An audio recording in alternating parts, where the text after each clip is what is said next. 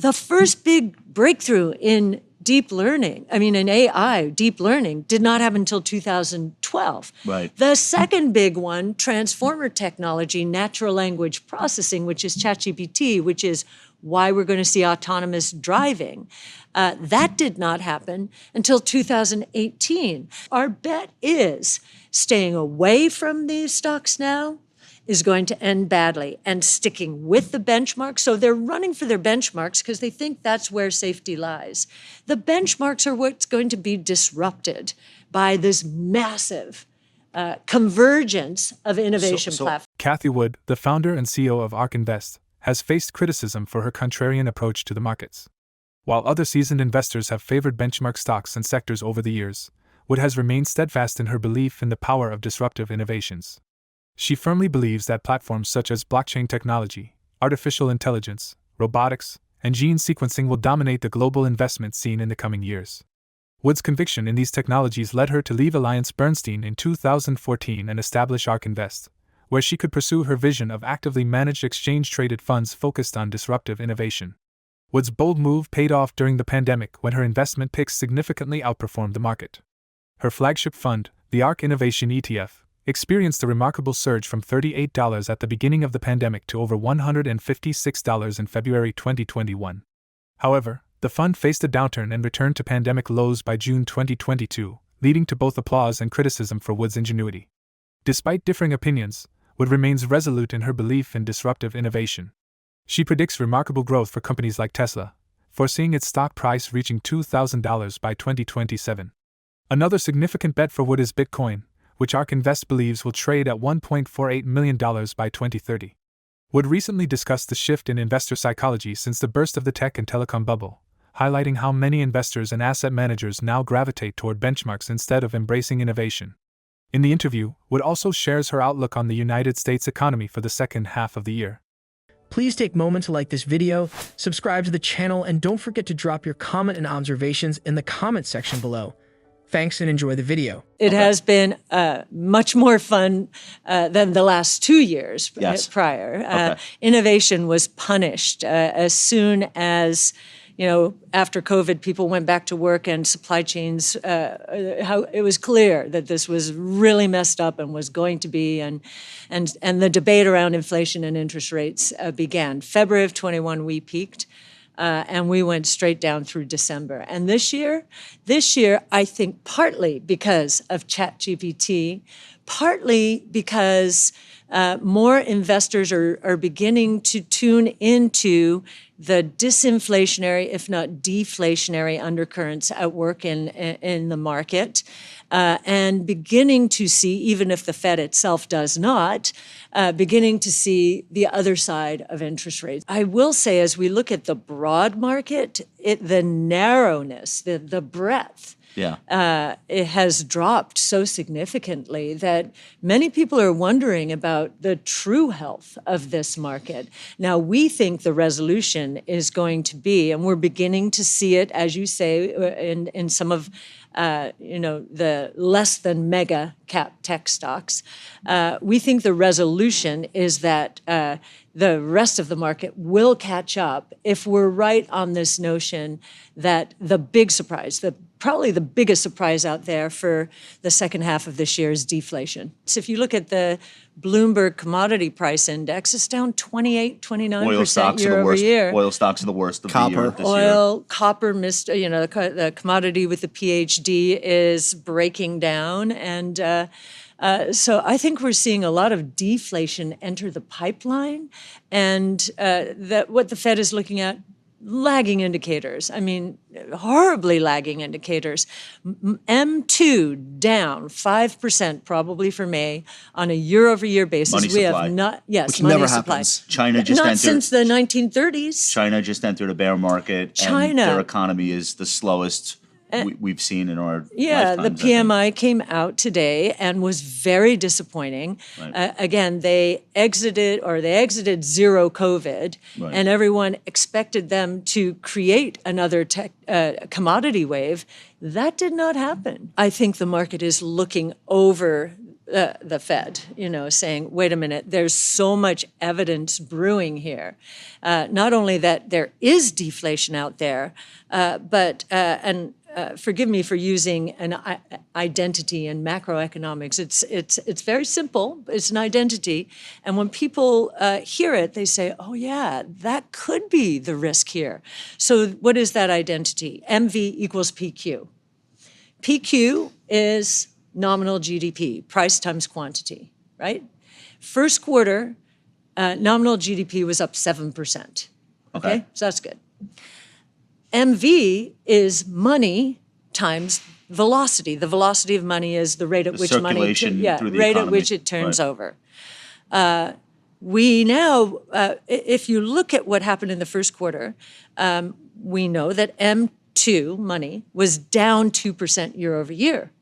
So what had to happen to get this 7% GDP? Velocity had to go up 9%, and it did. It's an identity. It had to. Okay, the problem now is we had a crisis, a regional bank crisis at the end of the first quarter. A crisis always, or during a crisis, people pull back saying, wait a minute, what's going on here? Especially when it involves the banking system. Yes. So a financial crisis, not a weather crisis. Exactly. Right. So second quarter, it looks like M2 will be down 5% year over year. And velocity, if we want to get the consensus nominal GDP numbers, 5 to 6%, velocity will have to be up 10 to 11%. It's not going to be. So I think that's why we're seeing some breaks here in pricing. I think that what is giving way is pricing, because the consumer has been saying, no mas, we're trading down, we are not. So I think that the margin pressure that we're going to see here is going to be serious, and an antidote to that is technology, AI, productivity gains. So I think innovation solves problems. I think that's another reason our stocks are doing well. According to Cathie Wood, innovation has a deflationary impact. In fact, she believes that the focus of the next decade will be deflation, rather than inflation, contrary to popular predictions. Wood cites the example of Tesla, which has announced multiple price cuts in 2023. The electric car manufacturer had already made 6 price cuts as of April, with 2 of them occurring in a single month. Prior to that, the company had announced up to 20 price cuts in the United States, making some vehicles eligible for a federal electric vehicle tax credit. While many believe that Tesla is reducing prices to stimulate demand, Wood sees it differently. She believes that Tesla can achieve these price cuts because the cost of production is decreasing with each technological advancement. She argues that the same trend is occurring in other disruptive innovation platforms, such as DNA sequencing, robotics, artificial intelligence, and blockchain technology. As these technologies become more affordable and accessible, their use cases will experience significant growth, ultimately boosting stock prices. However, Wood acknowledges that investors may not yet recognize this potential because they still remember the detrimental effects of the tech and telecom bubble. In the interview, she elaborates on these perspectives and shares further insights. It's very interesting. The bears in February of 21 basically said, this is nothing but a replay of the tech and telecom bubble. And they drew a chart from that point of the tech and telecom bust. And they said, this is where they are going to go. I think I might have done that. You might have done that. And that's what makes a market. And if you shorted us, you did very well. In fact, I think still 20% of ARKK is short. And so we actually declined more than the NASDAQ during the bust. Now, what's fascinating about that is we look at the period from 1980 through the tech and telecom bubble as the period when the seeds for all of the 5 platforms that I mentioned earlier, they were planted back then. But the technologies weren't ready. There was too much capital. I mean, the internet just captured the imagination, like ChatGPT is doing right now. The internet captured the imagination, and analysts started valuing companies on the number of eyeballs they might get in 10 years' time, something crazy like that. Too much capital chasing too few opportunities too soon. Why? The cloud didn't even happen until 2006, AWS. The first big breakthrough in deep learning, an AI, deep learning, did not happen until 2012. Right. The second big one, transformer technology, natural language processing, which is ChatGPT, which is why we're going to see autonomous driving. That did not happen until 2018. Now we're ready for prime time. What's fascinating, this is going to go down in history, I believe, as a behavioral study, an investment behavioral study to beat all investment behavioral studies. They rushed in the 90s. That ended badly. A lot of the portfolio managers today were young then, and they have that muscle memory, and they remember how maybe their bosses were thrown out or whatever.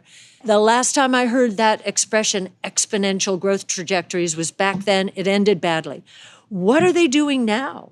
We are in a very bearish moment for the market generally. If you look at cash on the sidelines, if you look at how hedge funds are positioned, no one's optimistic. And so our bet, and consider the source, our bet is staying away from these stocks now is going to end badly, and sticking with the benchmark. So they're running for their benchmarks because they think that's where safety lies. The benchmarks are what's going to be disrupted by this massive convergence of innovation platforms. ARK Invest's investment strategy is straightforward. It centers around disruptive technologies such as AI, DNA sequencing, gene editing, robotics, electric vehicles, energy storage, fintech, 3D printing, and blockchain technology. The firm expects each of these innovation platforms to double in value over a 5-year period. ARK Invest's research highlights the individual strength of these platforms, but what makes them even more impactful is their convergence.